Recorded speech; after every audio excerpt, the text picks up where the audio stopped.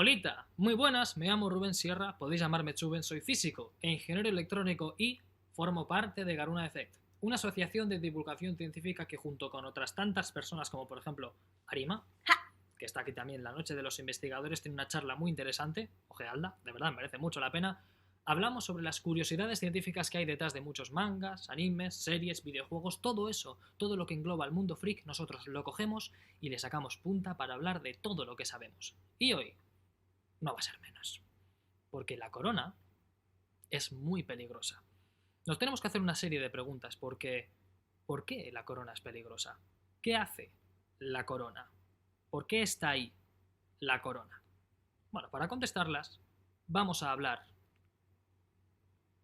del Sol. ¿Qué creías tú? ¿Que iba a hablar de otro tipo de corona? No, no, no, no. Vamos a hablar de la corona solar. Pero antes de llegar hasta ahí, voy a explicar unas cuantas cosillas que considero básicas, pero a la vez muy interesantes. Lo primero de todo, en nuestro mundo, normalmente solemos manejar tres estados de la materia: sólido, líquido y gas. Si cogiésemos con un microscopio un troncho, alguna cosa en estado sólido, y viésemos a través de él, observaríamos que la estructura molecular está formada por unas capas ordenadas con unos enlaces muy fuertes. En cambio, si pasásemos al estado líquido, tendríamos una estructura algo más desordenada, pero con unos enlaces algo más suaves, y luego ya en el estado gaseoso pues dan esas moléculas pululando por ahí con unos enlaces más débiles o directamente sin enlaces ya. Pues, habiendo hablado de esto, voy a pasar a otro estado de la materia que considero que es el estado de la materia favorito de Rajoy: el plasma. Siento el chiste, o sea, era absolutamente necesario, no podía quedarme tranquilo sin hacerlo, pero bueno. El plasma. ¿Qué es el plasma? Nosotros hemos manejado sólido, líquido y gaseoso. Y en todos ellos tenemos en sus átomos el núcleo y los electrones orbitando alrededor en un modelo clásico. En el plasma no. En el plasma tendríamos los núcleos por un lado y los electrones por otro, volando por ahí, flying free, lo. Como por ejemplo podemos ver en esta imagen que tenemos ahí el modelo clásico de núcleo y electrón orbitando y luego ¡pam!, cada uno por su lado. Nuestro Sol está formado por plasma. Y, habiendo explicado esto, os voy a hacer una pregunta que igual puede parecer un pelín tonta, pero no hay preguntas tontas. ¿De qué color es el Sol? ¿Color naranja? ¿Color amarillo?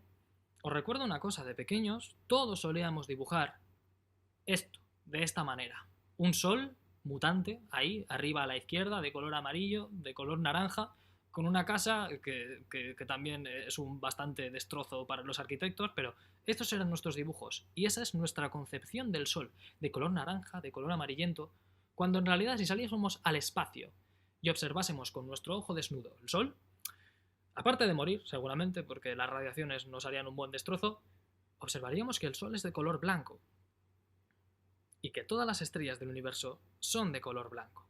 Lo que pasa es que el Sol abarca todo el espectro visible y también otros espectros de otros tipos de radiaciones que pueden ser más o menos perjudiciales, y siendo más exquisitos, observaríamos que el Sol tiene el máximo de intensidad justamente en el color verde, pero en realidad abarca todo el espectro visible y lo vemos de color blanco. Y viéndolo desde la Tierra, tendríamos que el Sol es más o menos color amarillo o anaranjado en función de cómo incida. Por el amanecer y por el atardecer es de color rojizo, y cuando lo tenemos más o menos por el mediodía ya ahí tendríamos un color amarillento. Pero eso es debido a nuestra atmósfera. Habiendo explicado el color, nos metemos con otra pregunta que ya no es tan tonta a mi parecer, ya que tenemos ahí el Sol siempre, pero ¿qué temperatura tiene la superficie? Para esto os voy a hacer otra pregunta que me parece también bastante interesante. ¿Qué es más caliente? ¿Un rayo o nuestro Sol? Pensad un poco, un mínimo, nada más. ¿Un rayo o nuestro Sol? Bueno, para ello deciros que la superficie de nuestro Sol alcanza unos 5.700 grados centígrados. A medida que nos metiésemos cada vez más hondo en nuestro Sol, su temperatura aumentaría, pero la superficie del Sol es de 5.700 grados centígrados, mientras que la de los rayos, en este caso, serían un plasma de 27.000 grados centígrados. Sé que a alguno o alguna igual esto le ha descolocado, pero los rayos son plasma y de una temperatura brutal. Lo que pasa es que tienen esta temperatura porque son unos eventos muy puntuales que descargan una energía inmensa, mientras que el Sol mantiene esos 5.700 grados centígrados por sus procesos de fusión nuclear, etc. Pero me parece una comparación de verdad que es muy interesante. Ahora la lógica lo que nos dice es que nosotros damos a entender que cuando estamos cerca de una fuente de calor, notamos más calor y a medida que nos alejamos de ella, notamos menos calor y se va volviendo más frío. ¿Vosotros creéis que el Sol, a medida que estamos más lejos de él, su temperatura descendería? Entiendo que la lógica nos diga que sí, pero para ello, ahora sí, os tengo que presentar a la corona solar. La corona solar es una de las capas más externas del Sol y se puede considerar que es como un aura de plasma que está muy afuera de nuestro Sol. Para que veáis lo afuera que está, la corona solar empezaría aproximadamente a los 2.000 kilómetros de la superficie del Sol y se extendería hasta los 5 millones de kilómetros o más de la superficie del Sol. Y digo o más porque en realidad la superficie no está del todo clara hasta dónde llega o hasta dónde no llega, pero la corona solar está ahí. Y son 5 millones de kilómetros. ¿Vosotros creéis que llega a la Tierra?